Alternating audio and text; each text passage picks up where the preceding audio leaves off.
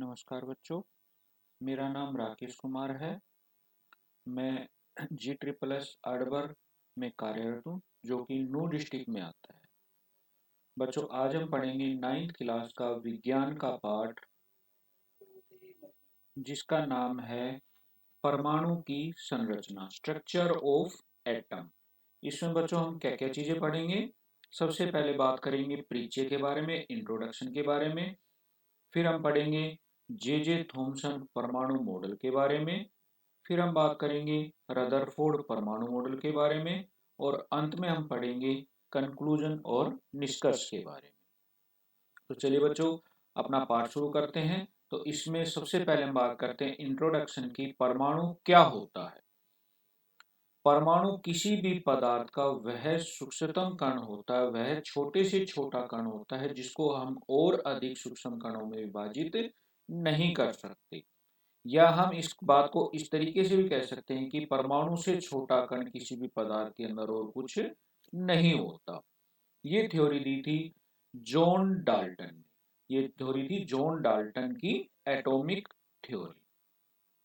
लेकिन बच्चों, तुमने देखा होगा कि अगर हम अपने बालों में कंघी फिराते हैं और उसको फिर छोटे छोटे कणों, कागज के टुकड़ों के पास लेके जाते हैं, तो वो कागज के टुकड़े उसके चिपक जाते हैं।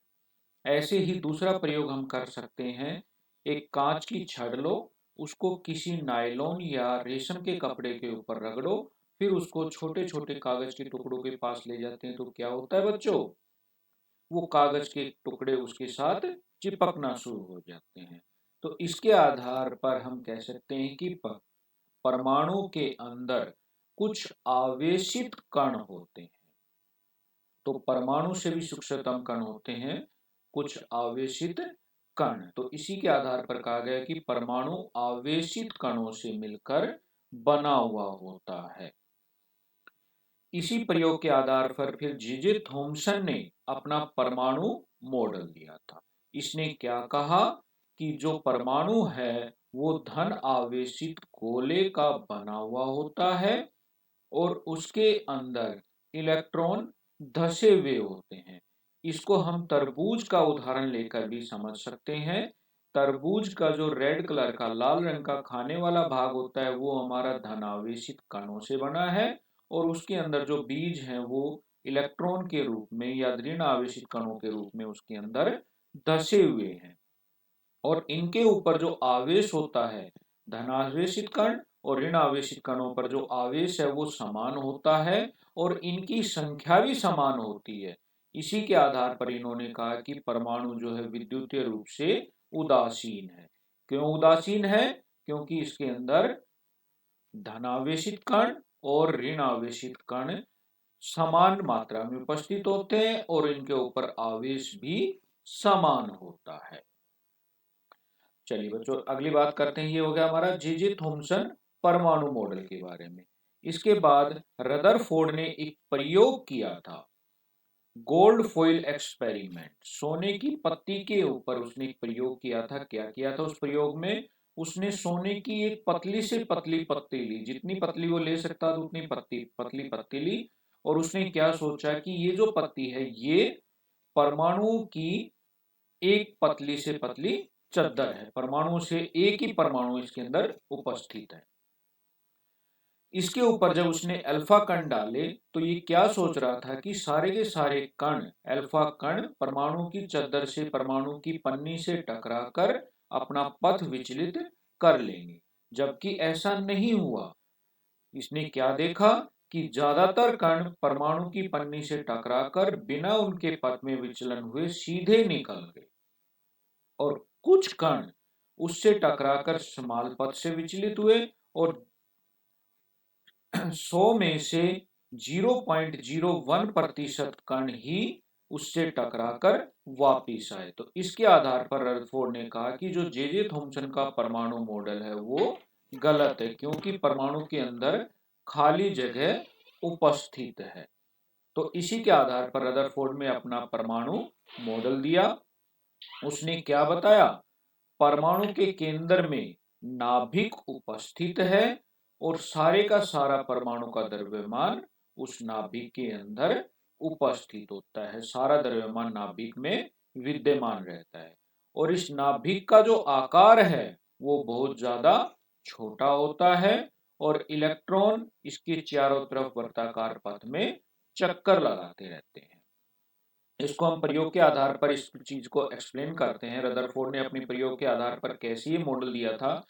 जैसे आप देख रहे हैं इस प्रयोग में ज्यादातर किरणें सोने की पत्ती से टकराकर सीधी निकल गई, तो इसका मतलब इसने कहा कि परमाणु में बहुत सारी खाली जगह है। और इसी पर इसने बताया कि परमाणु के केंद्र में क्या उपस्थित है, नाभिक उपस्थित है और उसका आकार बहुत ज्यादा छोटा है। अब द्रव्यमान की जो इसने बात की कि आप देख रहे हैं प्रयोग में बहुत कम कण परमाणु सोने की पत्ती से टकराकर वापिस आए। तो इसी के आधार पर कहा कि जो केंद्र है उसमें जो नाभिक है उसका आकार छोटा भी है और उसके अंदर सारे का सारा द्रव्यमान उपस्थित होता है। क्योंकि बच्चों आपने देखा होगा किसी भारी वस्तु के साथ ही कोई पदार्थ टकराता है तभी वो वापिस आती है। जैसे अगर हम एक गेंद लें, उसको अगर हम दीवार पे फेंकते हैं तो वो दीवार से टकरा कर वापिस आती है। क्यों वापिस आती है? क्योंकि दीवार का द्रव्यमान अधिक होता है जबकि गेंद का द्रव्यमान कम होता है। तो इसी के आधार पर इसने कहा था कि परमाणु के केंद्र में नाभिक उपस्थित है और उसका अंदर उसका सारे का सारा द्रव्यमान उपस्थित होता है। चलिए, ये बात होगी हमारी रदरफोर्ड परमाणु मॉडल की बात होगी। तो बच्चों आज हमने क्या क्या चीजें सीखी। सबसे पहले हमने बात की जे जे थॉमसन परमाणु मॉडल के बारे में। तो इसमें क्या पढ़ा बच्चों हमने कि जो परमाणु है वो धन आवेशित गोले का बना हुआ होता है और उसके अंदर इलेक्ट्रॉन बिखरे हुए रहते हैं, इसके अंदर इलेक्ट्रॉन दसे हुए रहते हैं। और इसी में इन्होंने बताया था कि परमाणु के अंदर कोई भी खाली जगह उपस्थित नहीं है। फिर रदरफोर्ड ने अपना परमाणु मॉडल दिया।